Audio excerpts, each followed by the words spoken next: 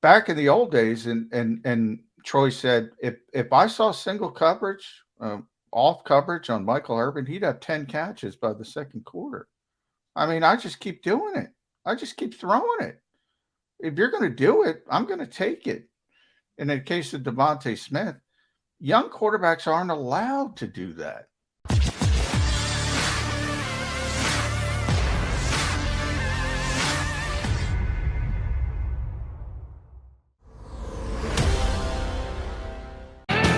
You got your Mac and Mac guys, John McClellan, Jonah McDonald here with you on a non-football Thursday. Sorry to say, we got a whole bunch of them coming up for the next several months because the Eagles season ended on Sunday against Tampa. Well, tomorrow we'll get into the playoff games that will be played this week, the 8 teams that are still playing. And as I noted yesterday, of those 8 teams, 7 divisions are represented, Johnny Mac. The only one that's not, the NFC least. You got 2 NFC West squads, only one from everyone else, and no NFC East teams, which, trying to put the positive spin on things, hey, it's a winnable division next year. Get right back in there, Eagles. Topple those Cowboys. Howie Roseman talked extensively about getting home playoff games. That's one way to assure at least one is win that division. So maybe next year is a gettable division for the Eagles. All right, Johnny Mac. Jalen Hurts. We said at the top, at least my estimation, you pretty much agree with me. You just said you weren't too surprised. I was a little surprised that they went as strongly as they did. They left themselves wiggle room. They can get out. They can go trade for Russell Wilson. Hey, it was Russell Wilson. Forget what I said in the postseason press conference. Established, done. Here's one thing that I was just slightly disappointed in, and tell me if I'm being unfair. The coach talked extensively about how they got Jalen to improve in season, that the reps, the importance of the reps, the preseason reps, the in-game reps, the things that he points out, the footwork and the tape work. And he gave us a lot of detail on that, which I thought was great. But then the question came up about Jalen during the offseason. And his answer was, well, I haven't had my meeting with Jalen yet. And we have our things that we want him to work on. And I'll ask him what he's. I was like hoping for details. On one of our guests earlier this week, I specifically asked, do we know what Jalen's going to do during the offseason? Because everyone acknowledges he still needs improvement. He made strides this year, but he is far from a finished product. So I'd like a little more detail on what this offseason is going to be like for Jalen Hurts so that he can be an improved quarterback next year. Nick was kind of short on the details of what that really entails. Well, this is one of those hidden things in the NFL calendar, in the change in the game, the change in the sport that has really affected the game, has really affected teams, has really affected young quarterbacks. In short, they don't know because there's nothing they can do. In Jalen's case, and I think he asked Chris Franklin, and it might have been Dave Nagaro, and Dave brought up Quincy Avery. That's his personal quarterback coach, who, by the way, I tried to get on the show last year, but didn't want to do it because, there were still some questions, and he doesn't want to affect Jalen's status. Well, will you be able to get him this I don't year? know. Because I'll try. Hey, I saw Howie and Nick both step up and say, "Oh no, he's our guy. We've discussed. He knows where we're at. He's our guy." So you shouldn't be worried about his quarterback coach. So we'll see. I don't want to overstep. It's a tough, but and I remember talking to John DiFilippo about this back in the Carson days. And because John's a guy who bridged the old system and the new system, and you could be hip to hip with the quarterback for essentially the entire year. No more. You got to trust that, and that's one of the great things about Jalen Hurts. The work ethic is not a problem. He's going to be there. He's going to be working. You're going to tell him what you want him to work on. But at the same time, you're at the mercy of somebody else. Quincy works with a lot of quarterbacks. He's not a Philadelphia Eagles coach. And, you don't have any control over that circumstance. All you can do is, lay out the plan and lay out and say this, footwork, blah blah, whatever you want. Um, and then you got to start over when you get them back in the building, which is pretty much April now. Um, and it's a problem. Our buddy John Machota covers the Cowboys. We've had on from the Athletic as well as Zach Berman. I don't know if you saw Jody, but he tweeted that comment from Troy Aikman talking about young quarterbacks, and part of it was, the Tampa Bay game. I forget, he was talking about somebody else specifically. I'll have to look it up in the break, but you could spin it off to how the Buccaneers were playing Jalen Hurts, and we talked about it on Tuesday, loading the box and single coverage on the outside and single how they were saying, they were begging him, throw the football, throw the football, throw the football. Back in the old days, and Troy said, if I saw single coverage, off coverage on Michael Irvin, he'd have 10 catches by the second quarter. I mean, I just keep doing it. I just keep throwing it. If you're going to do it, I'm going to take it. In the case of Devonta Smith, young quarterbacks aren't allowed to do that in the modern NFL. They're not allowed to do that, even if they could decipher it. Whereas, and that's why you have such a huge advantage when you have Tom Brady doing everything from the line of scrimmage. You're going to do this, I'm going to do that. I don't care if it's 15 times in a row. If you're going to do it 15 times in a row, I'm going to do it 15 times in a row. But there's some ego. We've talked about ego in this show already. There's some ego with play callers and coaches in this league, and they want to be in charge.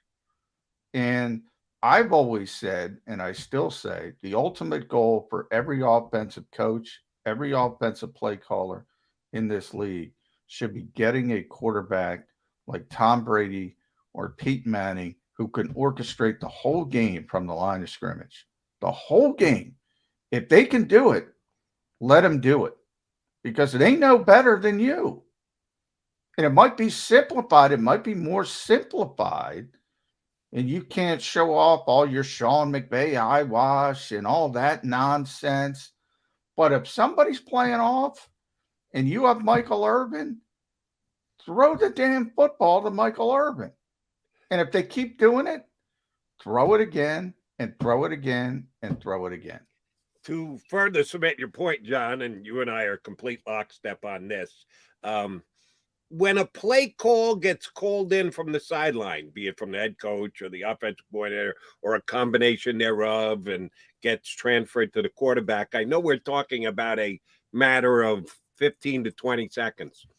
But the world can change in those 15 to 20 seconds. You have what you believe is going to be the defense and the positioning of their players as you're calling the play in, and then they come to the line of scrimmage and they give you a completely different look. I know it's the same guys. You can't be substituting, but a lot of guys have positional flexibility, can do different things in life.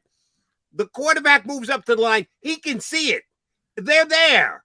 You're about to snap the ball. The defense isn't going to change. Oh, but they can change plenty between the time that you send the play in and you come up to the line of scrimmage and you're about to snap the ball, be it in the gun or under center.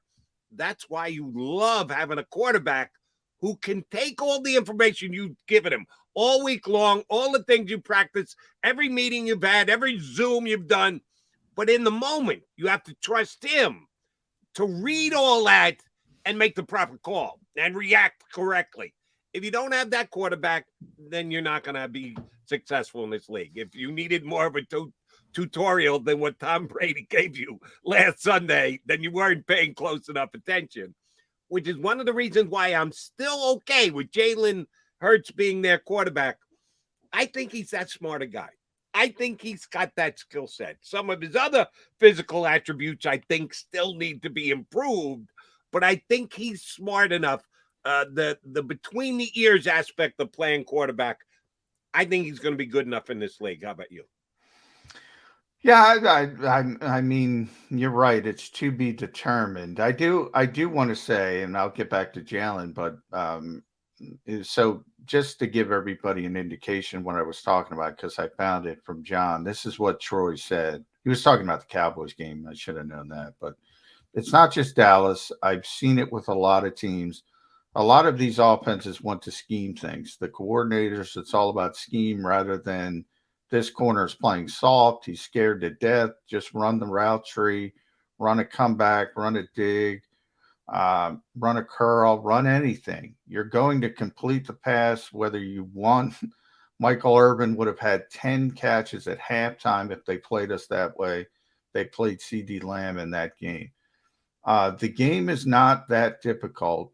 If I've got a great player at wide receiver and a corner is playing him single coverage, throw him the ball. He's going to win most of the time. So those were Troy's comments. And, people took that some Eagle, because Devonta Smith was getting, and yet they didn't get him the ball till there was less than a minute left.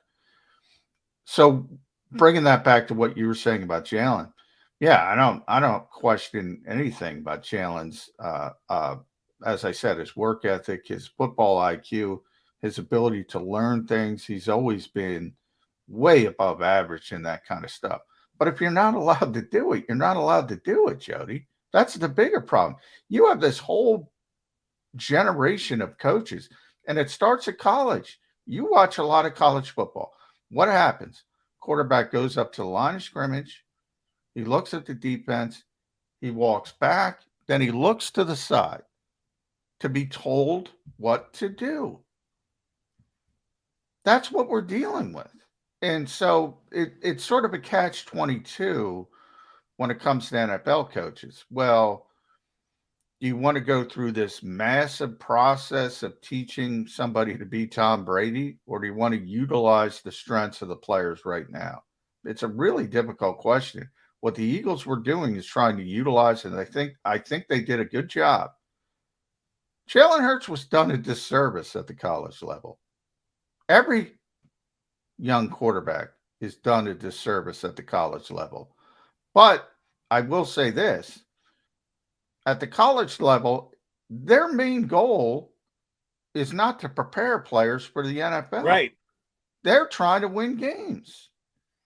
And they don't have as much time. So they've come up with this system. But it's so I don't have the answer.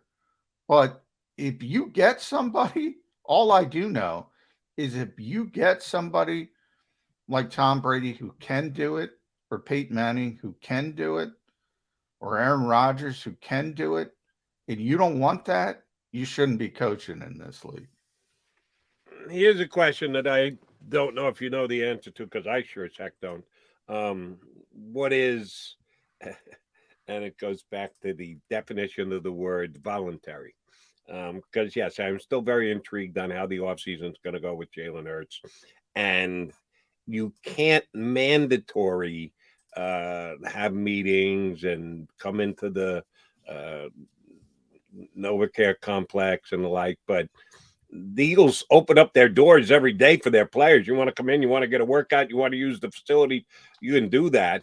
The league oversees this very tightly because the players have fought for it, and you can't make it mandatory and the like, but you can always volunteer anytime. If Jalen Hurts volunteer to work out, you can't volunteer to. There's no football work allowed. None. I mean, you're right. You can walk in the facility, you can work out, you can do conditioning. You're not even supposed to have contact with the coaches, with the exception of, hey, how you doing? And no football work allowed. I mean, look, I get it, because from the NFLPA's perspective, look, these teams were running these guys ragged. There was no off season whatsoever. The season ended. You were back. That's what John was, when I was talking about John DeFilippo, that's what he told me. The season ended. You were back with the quarterback. Maybe you took a couple days and then you're back with him. And it was quite a grind. There's got to be a catch-22. But again, I go back to everything with the NFL is popularity. you've seen the TV ratings. Nobody stops watching, so they're not concerned about a slip and play or a slip in the. I always talk about the aesthetic value of the game. It's not what it once was. The athletes are better than they ever were, but the aesthetic value of the game is lesser than probably it's ever been in not ever, but certainly in years and years and years. And that's because of the lack of preparation, the lack of practice time, all that kind of stuff. But nobody cares because nobody turns it off. So Right. why would you care? That is kind of like the bottom line, which leads to the bottom line. If everybody's watching, everybody's making money. That's a good thing. We don't have to sweat the details as long as the cha-ching at the end of the day is still what it's always been, and it just continues to get louder and louder and louder. All right, John, do want to touch on this with Ed Kratz when he joins us, but just let me get it for you before Eddie K comes on with us. One of the things that was not touched upon yesterday and didn't think it was going to be was Jason Kelce. You mentioned earlier that the Athletic Dane Brugler put out a mock and had the Eagles drafting a center with their first draft pick. You better believe that Jason Kelce is going to be retired if that's the pick that the Eagles are actually going to have to make. That's not official yet, and we're still. I personally am hoping, I'm probably putting eagle-colored glasses on here, that Kelce is back again next year. The possibility of retirement has been sitting there for 3, 4, 5 off seasons in a row now, so it certainly does again this year. I asked you this earlier in the week, and you didn't know, but I'll ask you again just in case. Tomorrow, next week, 2 weeks, 3 weeks, Jason Kelce is as straight a shooter. He is as much a Philly guy as we've had here in a long time. We think of him as a Hall of Famer. I don't even have to bring up the Mummers outfit at the parade, but everybody knows what Jason Kelce is here and what he means to Philadelphia. When do you think we're going to get to know whether he's planning on coming back next year or not? Yeah, we'll know by the start of the new league year. The Eagles set up the contract like that. I'm trying to look at the exact date. So March 16th, I believe, is the start of the new league year.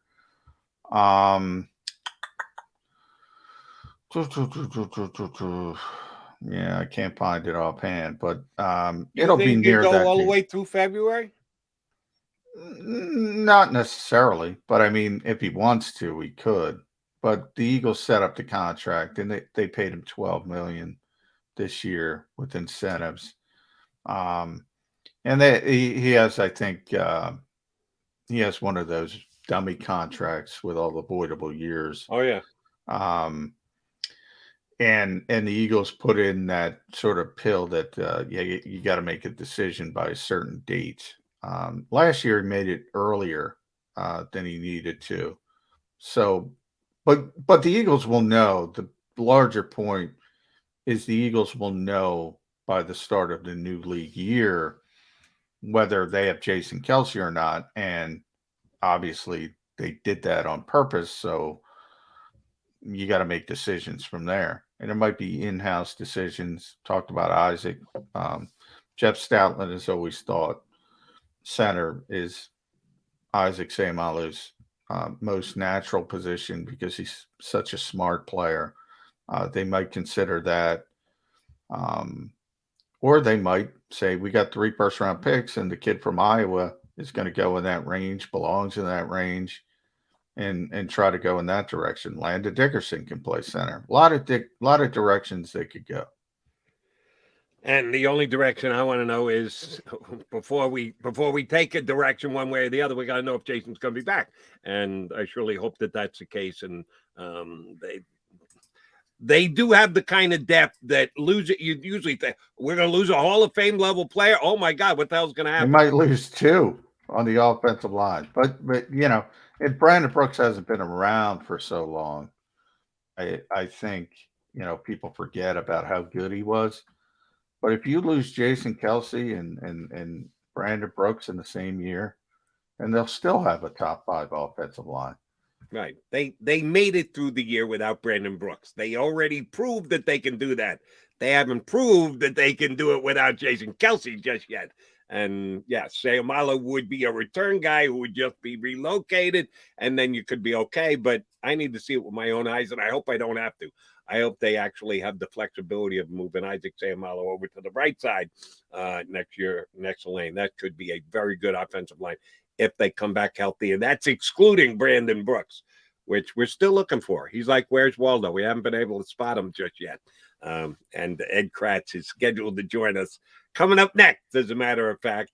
I like the fact that Ed got a little out there on the edge and said, hey, Brandon Brooks could be back. And no, he still wears Waldo. We're waiting for the arrival of Brandon Brooks, kind of like Goodell. Jody McDonald and John McMullen hanging with you here on Birds 365. Offseason now officially underway. We're trying to get some insight from what Howie Roseman and Nick Sirianni said yesterday. We'll get a third party involved, get his take on the Eagles' first, at least verbal forays into the offseason. Ed Kratz, Sports Illustrated, jumps on next here on Birds 3.